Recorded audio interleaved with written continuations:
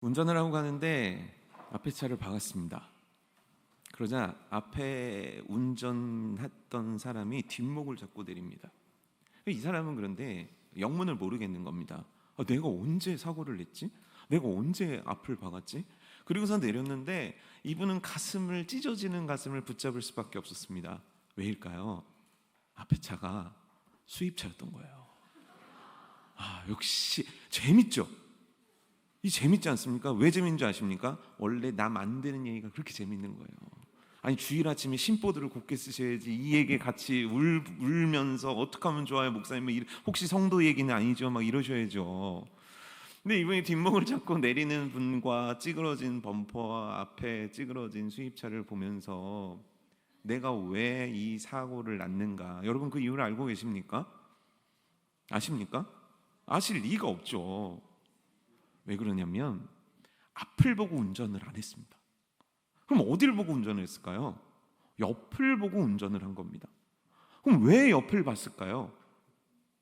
궁금하지 않습니까? 아니 왜 앞을 보면 운전해야지 왜 옆을 보면 운전했어? 이 남자의 대답은 이와 같았습니다. 옆에 내가 그렇게 좋아하는 연예인이 지나가고 있었어. 너무 이쁘더라. 야, 얼굴이 진짜 요만하더라. TV에서 보는 것보다 훨씬 이쁘더라. 그래서 그 연예인을 보고 가다가 앞을 쿵 박은 겁니다. 여러분 신기하지 않습니까? 뭐가 신기하냐면 사람의 몸이요 그렇게 설계됐다는 거예요. 어떻게 설계됐냐면 보는 방향대로 몸이 가게 돼 있습니다. 너무 신기하지 않습니까? 여기를 보면서 제가 저쪽으로 갈 수 있습니까?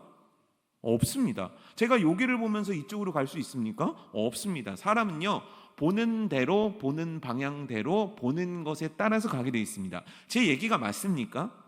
그런데요, 하나님께서는 우리들의 몸만 그렇게 만들어 놓으신 게 아닙니다. 우리들의 영혼과 우리들의 인생도 그렇게 만드셨습니다. 뭐냐면 내가 보는 대로 살아가게 돼 있다는 겁니다. 내가 보는 대로 경험하게 돼 있다는 겁니다. 내가 보는 대로 이루기도 하고 이루지 못하게도 돼 있다는 거예요. 내 인생은요 보는 대로 가게 되어 있습니다.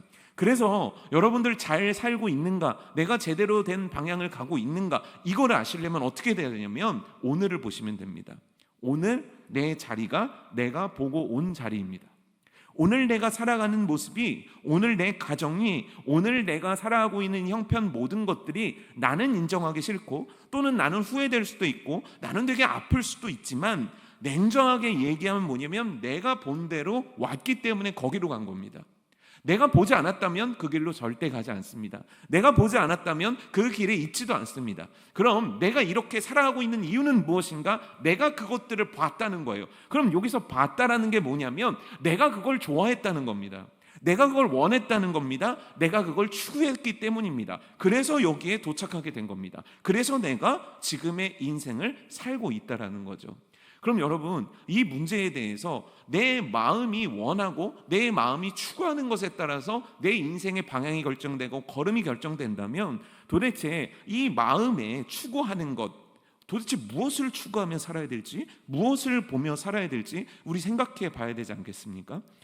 아주 행복한 일들이 벌어졌습니다. 아까는 교통사고가 났지만 지금 이 상황 속에서는 대박이 났습니다. 아주 집안의 재산이 날로 느는 거예요. 얼마나 좋습니까 여러분? 주식 넣으면 막 불리어지고 막 집도 샀더니 2배 3배 오르고, 이런 인생이 여러분들 가운데 있어지기를 축복합니다. 월세요 보세요. 설교 상관없이 무조건 아멘 나옵니다. 이게 남의 집에 일어났다고요. 이게 남의 집에. 누구의 집에 일어났냐면 아브라함 집에 일어났어요. 아브라함과 롯 집안에 두 집 다 경사가 난 겁니다. 그 경사 내용이 뭐냐면 양과 소떼가 심이 많아서 둘이 같이 있기 어려울 정도로 땅이 비좁아지고 물이 부족해진 거예요. 근데 이 좋은 일 다음에 찾아온 건 뭐냐면요, 안 좋은 일이 찾아온 거예요. 뭐냐면 아브라함의 종들과 롯의 종들이 싸우기 시작하는 겁니다. 내가 먼저 물을 먹일래, 내가 내 가축들에게 먼저 물을 더 많이 먹여야겠어, 이러면서 종들끼리 처음에는 사소한 싸움으로 시작됐는데 이 싸움이 점점 커지더니 이제 아브라함과 롯의 관계에도 해가 될 정도로 이 문제가 커져버린 겁니다. 그래서 아브라함은 조카 롯을 불러서 해결책을 제시합니다. 그 해결책은요, 너무 인자했고 너무 파격적이었습니다. 뭐냐면, 내가 오른쪽으로 가, 그럼 나는 왼쪽으로 갈게. 네가 왼쪽으로 가, 그럼 나는 오른쪽으로 갈게. 이 얘기는 무슨 얘기냐면, 네가 어떤 곳이든 어떤 땅이든 먼저 좋은 것을 선택해라. 그러면 너한테 전혀 방해도 되지 않게 나는 그 반대쪽, 그게 설사 광야라 할지라도 나는 그곳에 갈게. 이 선택을 한 거예요. 그리고 나서 롯은요, 이때 어떤 행동을 하게 되냐면, 이때 그가 한 행동이 창세기 10장 13절에 나오는데, 13장 10절에 나오는데 제가 읽어드리겠습니다. 창세기 13장 10절입니다. 이에 롯이 눈을 들어 요단 지역을 바라본즉 소알까지 온 땅에 물이 넉넉하니 여호와께서 소돔과 고모라를 멸하시기 전이었으므로 여호와의 동산 같고 애굽 땅과 같았더라라고 나옵니다. 자, 이 땅의 특징 두 가지 때문에 롯은 마음이 뺏겼대요. 그 특징 두 가지가 뭐냐면, 첫 번째는 물이 넉넉했다는 거예요.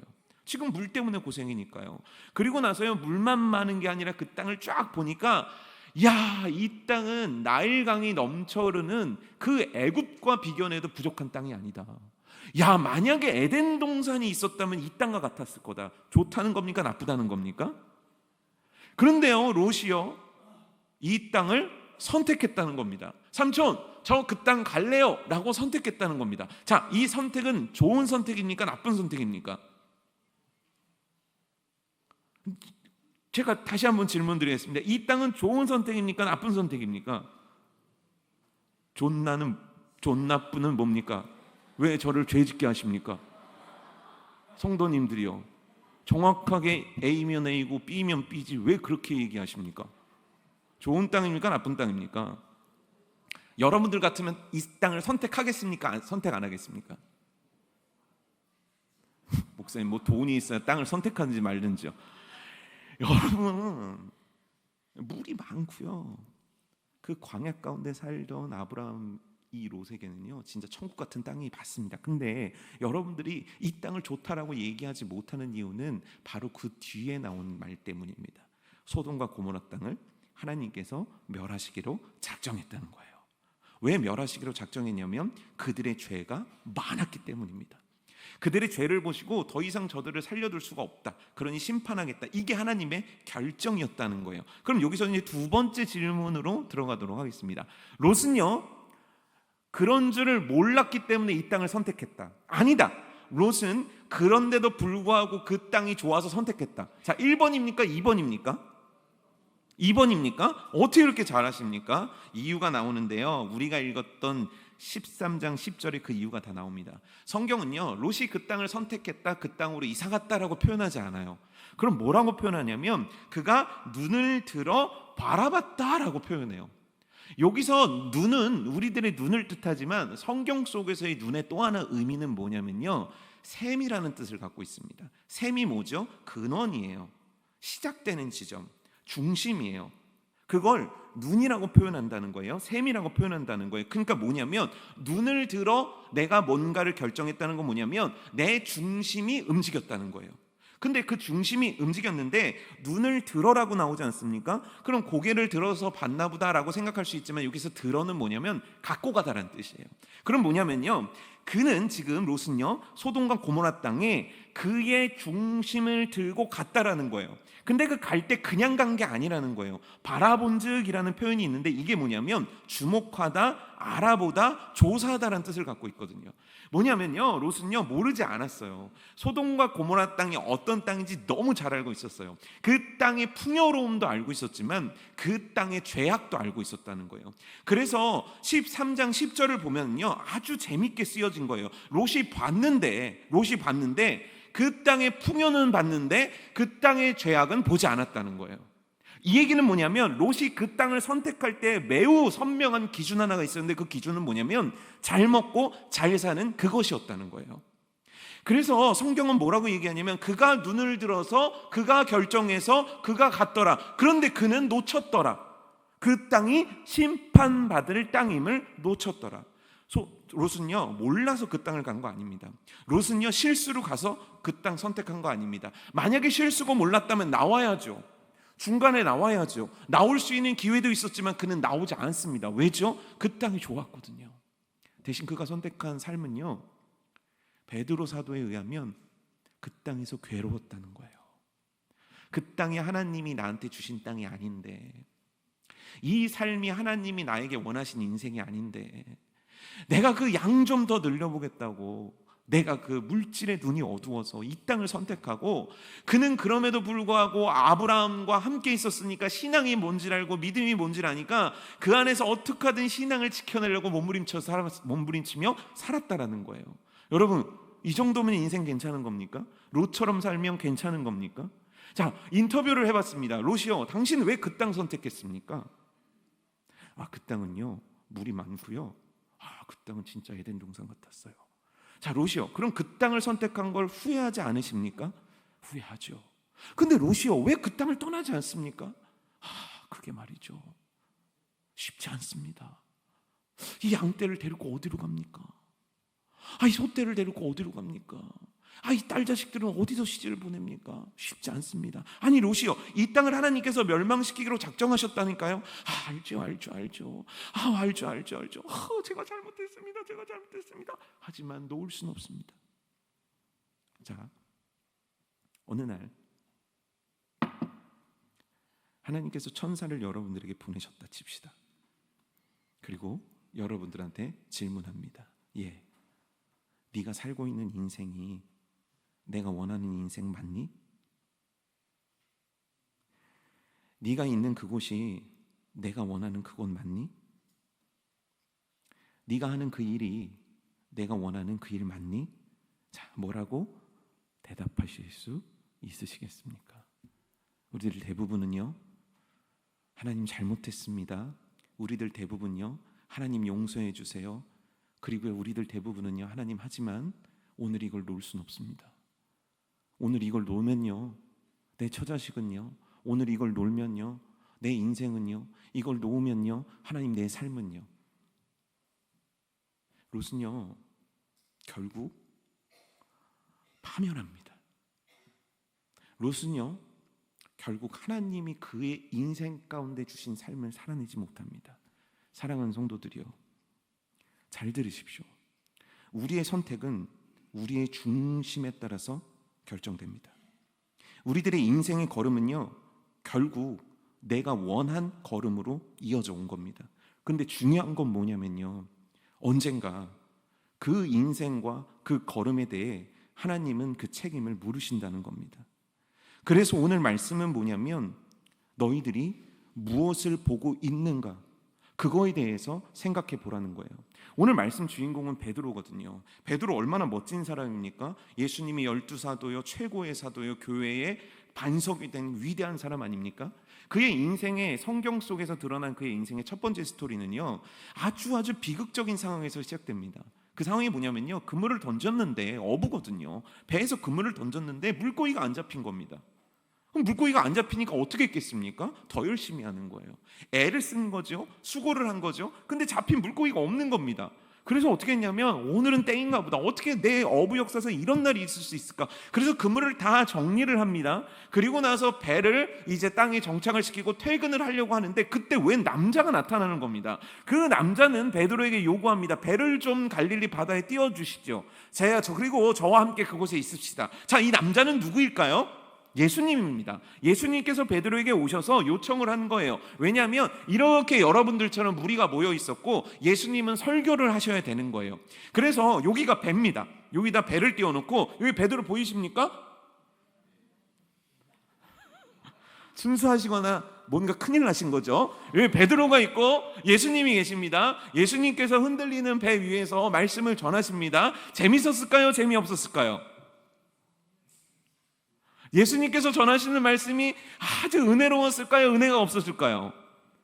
말해 뭐합니까? 예수님이신데 얼마나 재밌고 얼마나 은혜로웠겠습니까? 근데 지금 베드로는 피곤합니까? 안 피곤합니까? 너무너무 피곤하잖아요. 그러니까 베드로가 졸았겠습니까? 안 졸았겠습니까? 졸았을까요? 여러분, 베드로가 여러분들과 같다고 생각하시면 안 됩니다. 여러분들은 그냥 상식적으로 주일 이 시간 오시면 그냥 눈을 샷다를 내리시지 않습니까? 그래 놓고서는 이러고 계시다 마지막에 아멘 하고 돌아갈 때 악수하고 가시지 않습니까? 베드로는 안 그랬다는 거예요. 그 밤을 지새우면서 그렇게 노력을 해서 힘이 다 빠졌을 텐데 예수님의 말씀이 너무너무 은혜롭게 들리는 거예요. 예수님 말씀이 맞춰졌습니다. 그리고 나서 이제 노를 저어서 땅으로 딱 돌아가려고 하는데 예수님이 잠깐만 저 깊은 데로 가자는 거예요. 예수님 왜 그러십니까? 저 깊은 데로 가서 그물을 던져보렴 이러는 거예요. 여기 낚시 좋아하시는 분들 아시겠지만 대낮에 물고기가 잡힙니까? 안 잡히거든요. 게다가 그 당시 쓰는 그 그물이래봤자 얼마 길이가 안 됩니다. 그러니까 물고기가 안 잡히는 시간인 걸 알아요. 그래서 베드로도 아는 거예요. 그래서 그 유명한 얘기가 여기서 나오는 겁니다. 주님, 절대 물고기는 안 잡힙니다. 하지만 제가 주님의 말씀에 의지하여서, 왜냐하면 그 설교 시간에 그 말씀을 통해서 베드로에게 믿음이 생긴 거예요. 하나님이 그에게 믿음을 선물로 딱 주시자 그 믿음이 발동되면서 이렇게 얘기하는 겁니다. 내가 밤이 맞도록 수고하였지만 분명히 안 된다는 것도 알고 있지만 저는 가서 그물을 내리겠습니다. 그물을 던졌습니다. 그랬더니 어떻게 됐습니까? 물고기가 얼마나 많이 잡히는지 이 배에 가득 저 배에 가득. 자, 베드로 기분이 어떻겠습니까? 좋죠. 여러분 인생에 이런 대박 이야기를 주님의 이름으로 축복한다면 또 아멘 하실 거죠. 너무너무 좋은 거예요. 너무너무 행복한 거예요. 그런데요, 베드로는 전혀 행복하지도 전혀 좋지도 않았습니다. 그 물고기를 두고 베드로가 한 말입니다. 주님, 나를 떠나 주십시오. 나 죄인입니다. 주님, 함께할 사람은 다른 사람인지 저는 아닙니다. 그런데요, 갑자기 베드로가요, 물고기도 버려두고 그물도 버려두고 배도 버려두고 가족도 버려두고 다 버리고 예수님을 따르게 됩니다. 예수님을 쫓아가게 됩니다. 무려 3년 동안 예수님의 공생의 기간 동안 베드로는 한시도 예수님의 곁에서 떠나지 않습니다. 어떻게 이런 일이 일어난 걸까요? 딱 한마디 때문입니다. 예수님께서 그에게 보게 하신 그 한마디, 그게 뭔지 아십니까? 내가 너에게 계획 하나를 갖고 있는데, 내가 너의 인생 가운데 너를 통해서 하고 싶은 일 하나가 있는데 들어볼래? 너가 이제부터는 사람 낚는 어부가 되게 하리라. 여러분, 이걸 본 거예요. 예수님은 초라합니다. 학자들에 의해 이 말에 의하면 예수님은요, 일용직 노동자였다는 거예요. 굉장히 말랐고 옷도 허름하고 어디 내세울 만한 어떤 외모를 갖고 있지 않으셨던 거예요. 그러니 그런 사람이 나를 따라오라고 하는데 누가 따라가겠습니까? 근데요, 베드로는요, 그 비전을 본 거예요. 하나님이 그의 인생 가운데 보여준 걸 본 거예요. 나와 같은 자가, 나와 같이 쓸데없는 자가 기껏해야 비린내 풀풀 풍기며 살아갈 수 없는 인생 가운데 하나님이 계획을 갖고 계시구나. 위대하신 하나님이 내 인생을 향해 계획을 갖고 계시나. 그의 마음은 뛴 겁니다. 그의 심장은 요동친 겁니다. 그래서 집에 들렸다가 인사하고 온 게 아니라 그 자리에서 모든 것들을 버려두고 예수님을 따르기 시작합니다. 내가 사람 낚는 어부가 되게 하리라. 그리고요, 베드로는 정말 환상적인 시간을 보내게 됩니다. 사람들은요, 베드로만 따른 게 아니에요. 제자들도 따릅니다. 제자들을 통해서 귀신도 내쫓고요, 제자들을 통해서 이적도 행하게 하십니다. 제자들을 쓰십니다. 제자들의 명성은 높아집니다. 그 중에 최고의 제자 중에 하나였던 베드로의 명성은 날로 높아집니다. 그런데요, 그 베드로가 어느 순간 성경에서 사라져 버립니다. 우리가 가장 중요하다고 생각하는 예수님의 순환, 예수님의 고난이 딱 생기게 되면 베드로는 사라집니다. 베드로 어디 갔습니까? 도대체 왜 이렇게 된 걸까요? 베드로는요, 그뿐만이 아닙니다. 여러분 잘 성경을 보십시오. 베드로는요, 예수님이 십자가에 못 박히시는 그 심판 과정에서 3번 부인합니다. 그리고 중요한 건 뭐냐면 예수님이 십자가에 못 박히실 때 그는 그 자리에 없습니다. 예수님이 십자가에 못 박히신 후에 장사를 지낼 때 베드로는 보이지 않습니다. 베드로가 그 다음에 갑자기 보인 건 언제냐면 여자들이 예수님이 부활했다라고 알려줬을 때입니다. 그리고 나서 열심히 무덤에 갑니다. 뛰어갑니다. 그리고 그 무덤을 보고 그냥 돌아옵니다. 아무 말도 하지 않습니다. 왜냐하면 기쁘지도 않았고 믿어지지도 않으니까요. 근데요, 예수님이 그 부활하신 모습을 베드로에게 여러 번 보이십니다. 심지어 손가락을 옆구리에 넣는 과정까지 베드로는 봅니다. 그런데 그 다음에 베드로가 어디서 무엇 하는지 아십니까? 베드로는요, 버려뒀던 그물과 버려뒀던 배를 다시 가지고 물고기 잡으러 바다로 나갑니다. 어떻게 이렇게 될 수 있습니까? 언제는 모든 것들을 다 버려두고 따랐던 베드로가 언제는 모든 것들을 버렸던 걸 다시 주섬주섬 잡아서 다시 어부의 삶으로 돌아갈 수 있냐는 겁니다. 이유가 뭘까요? 그 이유가 성경 속에 나옵니다.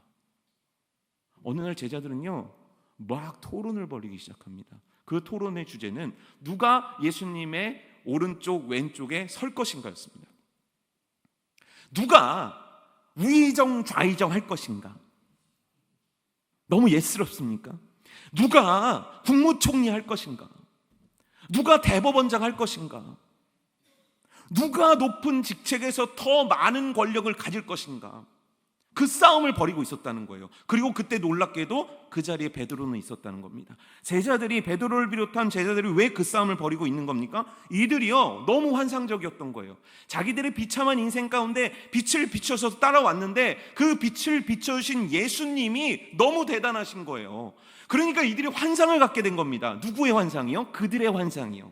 자, 이제 예수님을 통해서 로마는 망가지고 무너지게 될 거야. 그럼 다윗과 같이 왕으로 백마 타고 입성하실 때, 야, 그 옆에 내가 있어야지. 아, 무슨 얘기야? 내가 있어야지. 아, 형은, 야, 나 형이잖아. 너보다 더 일찍 죽을 거 아니야. 그러니까 내가 조금 더 너보다 높이 있어야 될 거 아니야. 형, 우리 집은 어디로 할까? 야, 로마에 거기가 땅값도 비싸더라.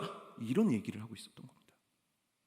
하나님이 주신 비전은 사라져버리고 그들이 이 인생에 세우고 추구하는 것들, 그들이 원하는 것들, 그들이 바라는 것이 하나님의 비전인 양 살짝 포장이 되어서 그들은 그것들을 추구하고 원하고 바라고 있었다는 거예요.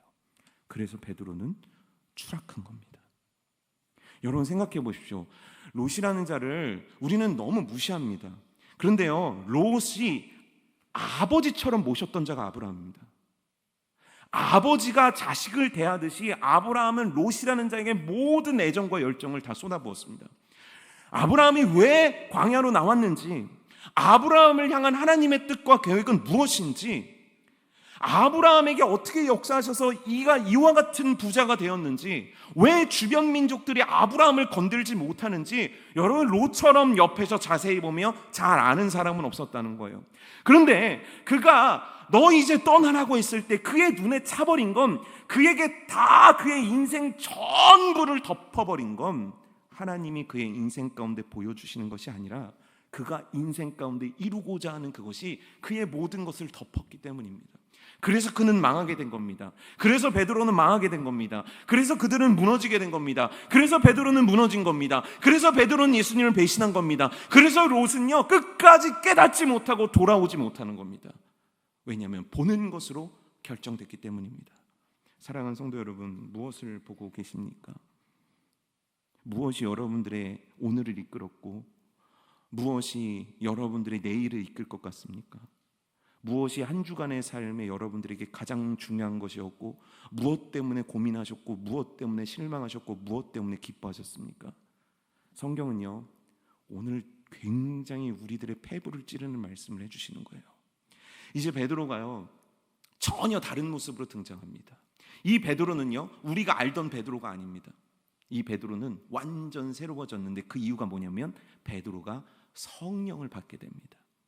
약속하신 성령이 그에게 임하자 베드로는요 문 밖으로 나가서 모든 회중이 있는 자리에서, 종교 지도자들까지 있는 그 자리에서 복음을 전하기 시작합니다.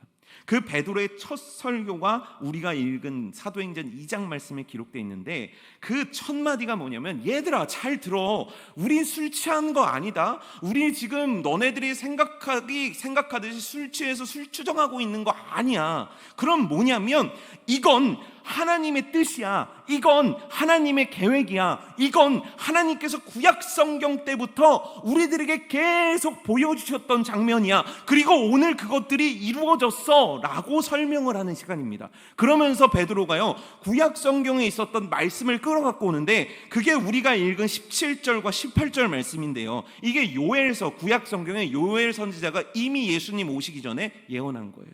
이 내용이 뭐냐면 우리 오늘 처음 찬양 불렀던 그 찬양의 가사가 그겁니다. 성령이 오신다. 너희들은 성령이 임하게 될 거다. 그리고 너희 안에 성령이 들어오시면 어떻게 되냐면 자녀들은 예언할 것이요, 청년들은, 아비들은, 그 다음에 뭐가 붙어요? 주의 영이 임하면. 그러니까 일찍 예배 오셔야죠. 예배 시간만 되면 상습적으로 왜 늦으십니까?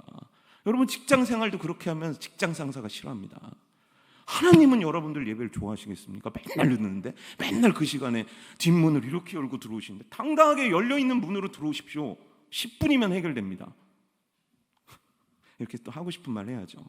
다음 주 제가 지켜볼 거예요. 다음 주 설교 저니까. 다시 불러볼까요? 자녀들은, 청년들은, 아비들은. 전 그러니까 이게 이해가 안 되는 거예요. 그게 뭐냐면 예배 드리러 왔잖아요. 그러니까 안 오면 모르겠는데 왔잖아요. 그리고 앉았잖아요. 그러니까 내가 지금 예배를 드리겠다라는 어떤 그 표현을 하신 거잖아요. 그래서 목사가 딴 것도 아니고 자녀들은 그러면 그냥 예언 뭐 예자라도 얘기해야 되는 거 아니에요? 왜? 저 이겨서 뭐 하시려고 그러십니까? 아니 저하고 싸워서 도대체 무슨 영화를 보시려고 그럽니까? 비리비리한 사람인데. 자녀들은, 청년들은, 아비들은, 그 다음에 뭐예요? 주의 영이 임하면, 주의 영이 임하면, 특정한 어떤 사람한테만 임하면 이런 현상이 일어날 수 있어가 아니에요. 주의 영이 누구에게나 임하면, 이 얘기는 뭐냐면 너희가 예수 그리스도를 주로 믿음으로 고백하는 동시에, 너희가 예수님을 믿는 동시에 너희 안에 성령이 임하시면 너희들은 볼 거다. 하나님의 꿈을, 하나님의 환상을, 하나님의 예언을, 하나님의 계획을 보십니까? 보고 계시냐는 거예요. 내 인생 가운데 성령이 오신 사람들은 보는 거예요. 하나님의 꿈을, 하나님의 그 찬란한 계획하심을 말입니다. 어떤 특정한 사람만 보는 게 아닙니다. 선교사만 보는 거 아닙니다. 목회자만 보는 거 아닙니다. 청년들만 보는 거 아닙니다. 하나님께서는 우리에게 성령을 보내주실 때 약속하신 거예요. 성령님은 오늘 너에게 보여주고 계시다. 하나님께서 보여주기 원하신다. 하나님께서는 오늘도 너희에게 보여주신다는 거예요. 사랑하는 성도들이요, 보고 계십니까? 관심 있으십니까? 하나님을 향한 꿈이 있으십니까? 하나님께서 허락하신 교회를 향한 심장 뛰는 비전이 여러분들 가운데 있습니까? 특별한 사람이 아닙니다. 성령께서 내주하시는 그 모든 영혼에게 오늘 보여주신다는 거예요. 만약요 아무것도 안 보이신다면, 만약요 아무것도 깨달아지지 않으신다면요, 만약 어떤 것도 잡을 게 없다면요, 여러분 인생의 경종을 울려야 합니다. 왜냐하면 이건 구약시대부터 하나님이 보여주신 비전이며, 그 옛날부터 이 말씀을 믿어 따라왔던 자들이 이 땅의 크리스천이라 이름 부르는 자들이며, 오늘 베드로는 놀랍게도 신약 시대를 맞이하며 교회 시대를 맞이하며 선포하는 거예요. 성령님이 오셨습니다. 성령님은 그분의 뜻을 여러분들에게 밝히 보여주고 계십니다. 그러니 여러분들은 그 길로 따라오십시오. 이게 오늘 말씀의 포인트라는 거예요. 내가 원하는 게 아니라 주님이 원하시는 것을 볼 수 있는 여러분 되시기를 축복합니다. 근데 여기는 문제가 있습니다. 문제는 뭐냐면, 하나님께서 보여주신다고 할 때, 뭔가 보여주신다고 하면 부담이 되는 거예요. 왜죠? 하나님, 제가 너무 바쁩니다. 하나님, 제가 그 일을 하기에 능력이 너무 없습니다. 하나님, 그 일을 하려니까 제가 몸이 아파서요. 하나님, 그 일을 하려니까요 제가 너무 가정사가 복잡합니다. 하나님, 내가 그렇게 하나님이 보여주신 걸음으로 가려니까요 내가 너무 많이 손해를 봐야 됩니다. 하나님, 내가 그 길을 가고 하나님 뜻대로 가려니까요 내가 넣어야 될 게 너무 많으니까 내가 이게 아까워서 죽겠습니다. 저 이거 놓으면 죽어요. 하나님, 맞습니까? 아닙니다. 하나님이 원하시는 길을 가는 자들이 모든 것들을 다 갖춘 자입니까? 다 부자들입니까? 다 능력 있는 자입니까? 아닙니다. 에훗은 오른손이 없던 자입니다. 근데 하나님께서 그 손에 칼을 들여서 사사로 쓰십니다. 다윗은요, 대단한 사람입니까? 귀족 집안에 태어나서 진짜 손에 물 한 방울 안 묻히고 산 사람입니까? 집안에서도 취급을 못해서 사무엘이 왔을 때 누구도 다윗을 부르지 않았다니까요. 그렇게 버림받은 인생이었다니까요. 근데 하나님은 쓰시는 겁니다. 나이 80대에서 이제 아무것도 할 수 없다고, 나는 두 손 두 발 다 들을 수밖에 없는 인생입니다라고 생각했던 모세에게도 하나님은 꿈과 비전을 보여주시는 분이라는 거예요. 왠지 아십니까? 그분이 능력이시기 때문입니다. 여러분 좋아하는 말씀인데 제가 읽어볼까요? 예레미야 33장 2절 말씀이거든요. 이를 행하시는 여호와, 그것을 만들어 성취하시는 여호와, 그 이름을 여호와라는 이가 이르시도다. 이게가 뭡니까? 이게 하나님 스스로를 소개한 거예요. 내가 누군지 아니? 나는 일을 만드는 자다. 내가 누군지 아니? 일을 성취하는 자다. 하나님의 일이 뭡니까? 하나님의 일은 이겁니다. 나라는 한 사람을 이 땅 가운데 구원하셔서 이 사람에게 보여주셔서 이 사람을 통해 일하시겠다. 이게 하나님의 일입니다. 이게 하나님이 우리의 인생 가운데 하나님을 드러내는 방식입니다. 이게 하나님께서 이 땅 가운데 하나님의 나라를 완성해 나가시는 방식입니다. 그 일을 누가 하냐면 하나님이 하시겠다는 거예요. 하나님의 주권으로, 하나님의 능력으로, 하나님의 위대하심으로 말미암아. 그런데 우린 뭐라고 하고 있냐면 나는 못하겠다는 거예요. 왜요? 나는 이런 상황이 있으니까요. 정말입니까? 진짜입니까? 어느 날 모세가 이런 얘기를 하는 거예요. 하나님이 부르셨는데 뭐라고 얘기하냐면 모세가 이르되 오 주여 보낼 만한 자를 보내소서.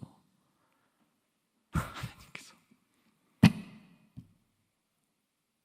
우리의 변명 아닙니까? 보낼 만한 자를 보내소서. 그러니까요, 냉정하게 얘기해서요, 주일날 오시는 대부분 우리 중앙교회 성도를 비롯해서 대부분 크리스천은요 이런 거 듣고 싶지 않습니다. 솔직히 얘기하면요, 당신 비전 보고 있습니까? 아니요. 비전 못 보면 당신은 비정상입니다. 당신은 잘못된 겁니다. 당신은 환자입니다. 당신 구원받았는지 확인해 보십시오. 진짜 당신 안에 성령이 있습니까? 막 이런 얘기를 하는데 이게 듣기 좋은 성도가 어디 있겠습니까? 월화수목금토 힘들게 살다가 간신히 왔는데 오늘도 무슨 정신으로 왔는지 누구 때문에 왔는지도 모르는데 그렇게 앉아있는 사람한테 당신 정말 주님이 계십니까? 당신 안에 정말 성령이 계십니까? 이런 얘기하면 누가 듣기 좋겠습니까?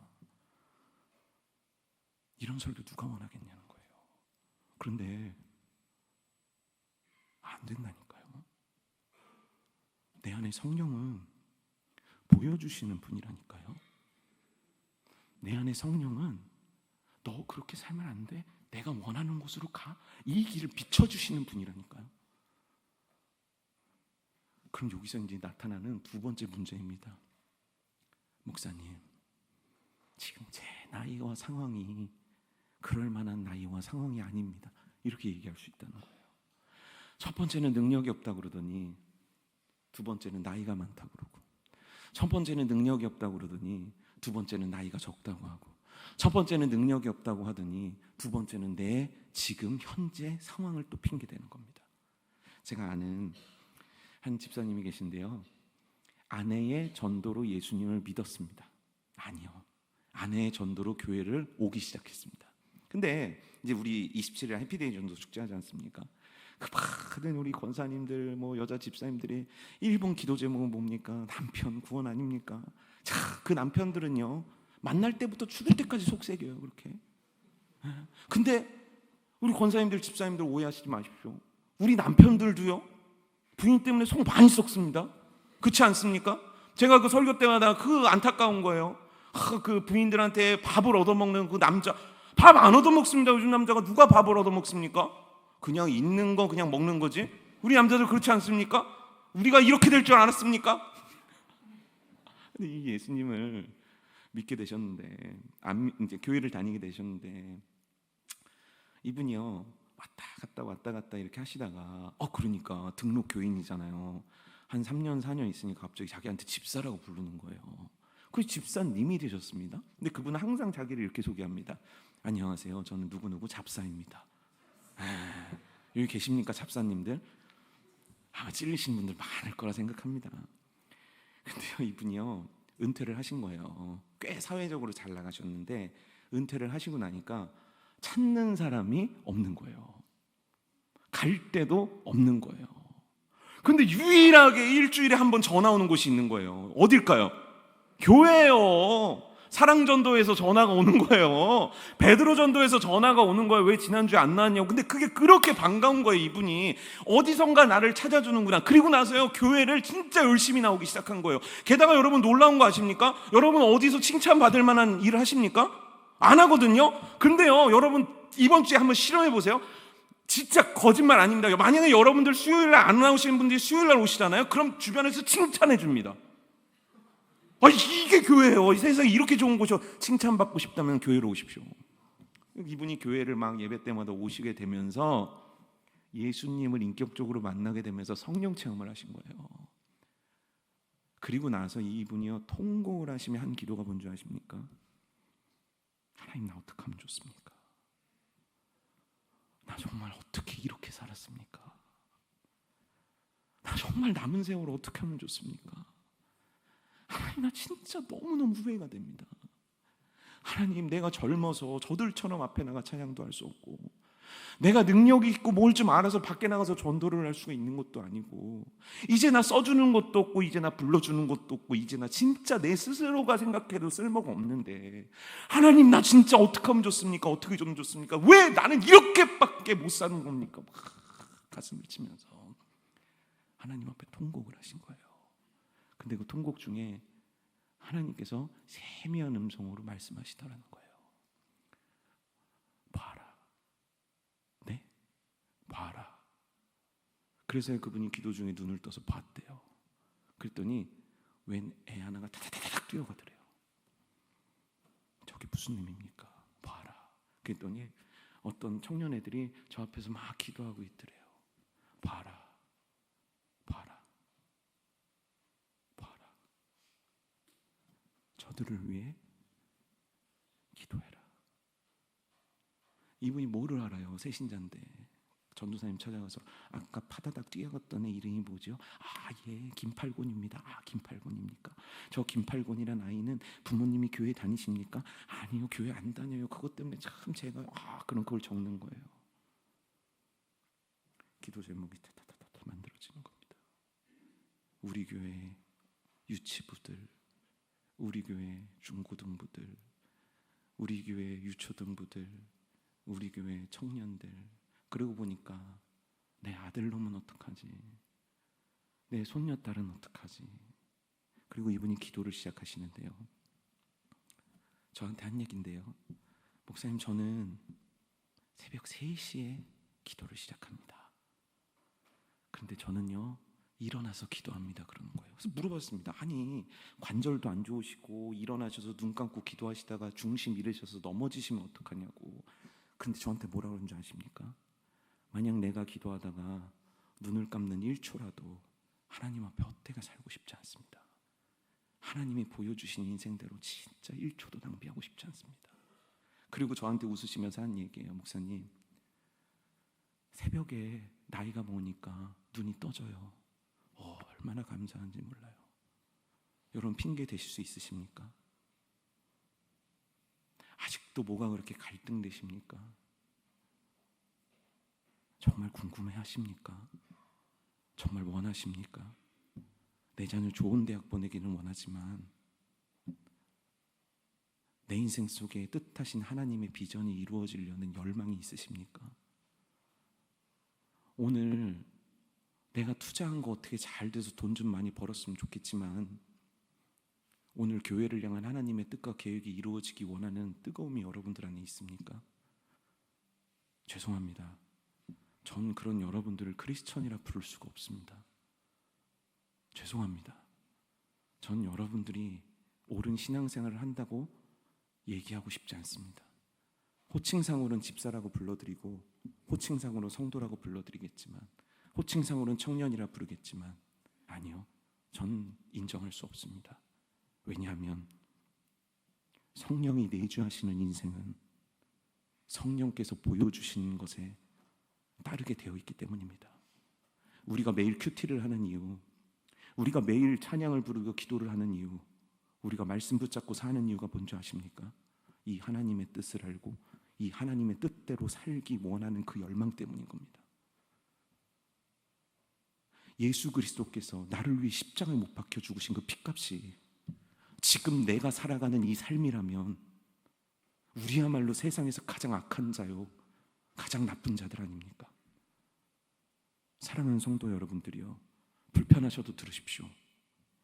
하나님의 계획이, 하나님의 꿈이, 하나님의 비전이 당신에게 있습니까? 없다면 통곡하십시오. 없다면 가슴을 치십시오. 그래도 되는 거 아닙니다. 그래도 괜찮은 거 아닙니다. 하나님께서 이 땅에 여러분 한 사람을 보내시기 위해 창세전부터 계획하셨고, 그 계획하신 여러분들을 믿게 하시려고 수많은 사람들을 동원하셨고, 그래서 믿게 하셨고, 그래서 보게 하셨고, 본 것을 이루게 하시려고 동행하고 계시고, 여러분들에게 역사하고 계시며 여러분들에게 은혜 베풀고 계심을 잊어서는 안 됩니다. 그 하나님은 그렇게 살아갈 때 천국을 주시는 것이고, 그렇게 살아갈 때 천국 상급을 우리들에게 넘치게 주시고자 하시는 겁니다. 여러분, 제가 아빠잖아요. 어디 가서 좋은 음식 먹으면 그 음식 먹으면서 생각이 나요. 누가 생각날까요? 자, 보기 드릴게요. 아내, 윤수, 윤호, 누가 생각날까요? 네? 부모님이 생각납니다. 여러분 잘 생각해 보세요. 어디 가서 좋은 것 보고 맛있는 거 먹으면 누구 생각납니까? 사랑하는 사람이 생각납니다. 왜요? 함께 하고 싶어서요. 이게 하나님이에요. 여러분들한테 노동하라는 거 아닙니다. 여러분들한테 가서 무슨 뭐 하라는 거 아닙니다. 하나님은 정말 좋은 걸 너무너무 주고 싶은 거예요. 그래서 내 안에 성령을 주시고 그 성령께서 오늘도 보여주고 계신 겁니다. 근데 희한하죠. 자꾸 목사님은 보라고 하는데 보여요? 보입니까? 안 보이는 거예요. 제가 기가 막힌 예를 찾아냈습니다. 저희 둘째 아들이에요. 그러니까 애를 셋 낳았어야 되는데 둘밖에 안 나가지고요. 저희 꼬맹이가 이제 화요일이 시험입니다. 또 만나가지고 화요일 시험이지 시험 잘 봐라 또 그러세요. 애 또 스트레스 받게. 여튼하여간 기억하지 말라는 것만 기억하셔가지고 천재적으로. 근데 이놈이요 방에 들어가서 공부를 하겠다는 거예요. 그래서 이제 수학책을 딱 펼쳐놓고 펜대를 딱 줍니다. 그래놓고서는 여기다 그 핸드폰 거치대를 딱 켜놓고 핸드폰을 딱 놓습니다. 그리고 핸드폰을 킵니다. 유튜브가 막 나와요. 자, 얘는 공부하는 겁니까 안 하는 겁니까? 하는 겁니까 안 하는 겁니까? 아니, 정확하게 대답해 보십시오. 그러면 얘는 뭐를 꺼야 됩니까? 책을 덮어야 됩니까? 핸드폰을 꺼야 됩니까? 정확합니까? 핸드폰도 켜고 책도 펼치고 공부합니다. 이게 우리 신앙생활인 거예요. 세상도 좋고 하나님도 좋고, 사단의 말도 좋고 하나님 말도 좋고, 내 욕심도 좋고 하나님 말씀도 좋고, 그러다가 여기 6분 보다가 1분 책 본 거, 이게 1분이 오늘이에요. 6분 동안 이거 보다가 1분 이거 보는 거라니까요. 이게 너무너무 한심해 보이는 이 상황이 우리의 신앙생활이라는 겁니다. 그럼 어떻게 해야 됩니까? 여러분 어떻게 자녀 그러고 있으면 어떻게 할 거예요?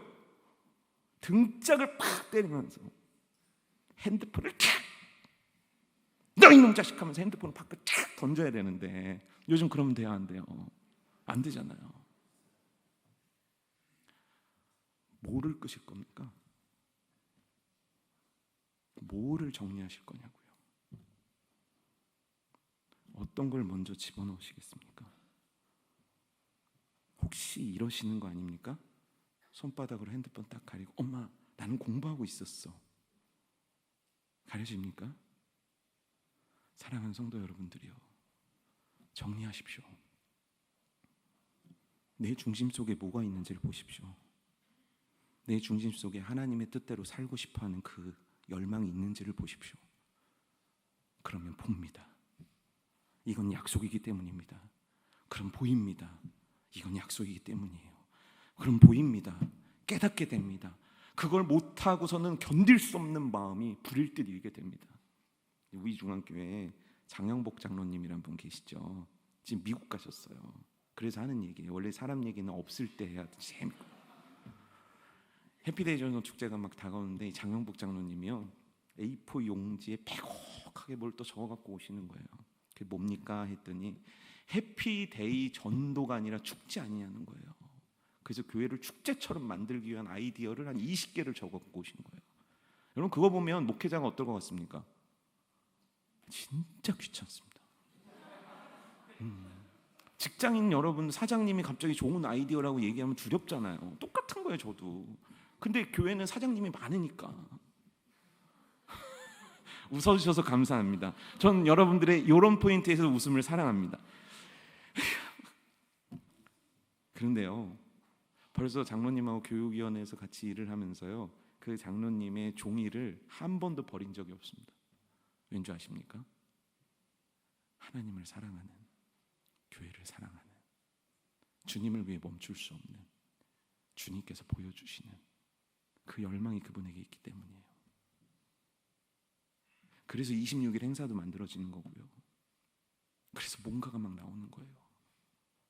우리 중앙교회가 왜 60년을 넘게까지 온 줄 아십니까? 그런 분들이 있어요. 지금도 있고. 하나님의 열망으로 불타오르는 자들이 하나님이 보여주시는 것들을 보고 성도들을 이끌어가고 함께 갑시다 외치고 손해보고 욕먹어도 그 길을 걸어갈 때 하나님의 일을 그때 보게 되는 거거든요. 사랑하는 성도 여러분들이요, 이제 더 늦기 전에 내 마음의 중심을 보시고 여호와 하나님께서 나에게 보여주시는 그 환상과 그 예언과 그 꿈을 볼 수 있는 저와 여러분 되기를 주님의 이름으로 축복합니다.